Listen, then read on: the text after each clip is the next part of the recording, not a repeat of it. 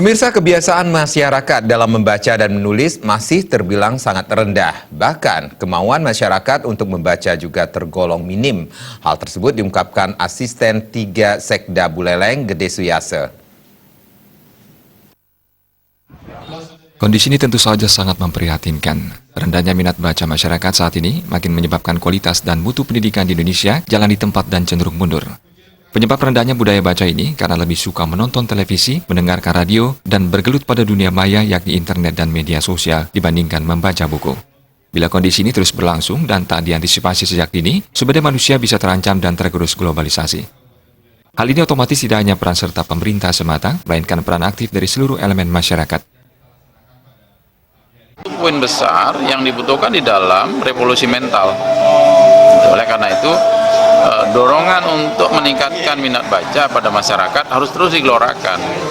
Dan ingat bahwa tugas ini bukan semata-mata tugas dari Dinas Perusahaan dan Arsip Daerah ataupun Perusahaan Nasional, tetapi semua elemen yang ada memiliki tugas dan tanggung jawab yang sama untuk mendorong masyarakat ikut gemar membaca.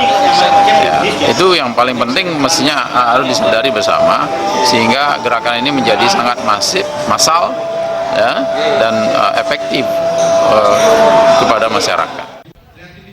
Suyase mengharapkan adanya solusi atau titik temu antara pemerintah dan masyarakat untuk meningkatkan minat baca saat ini. Komang Yuda, Bali TV.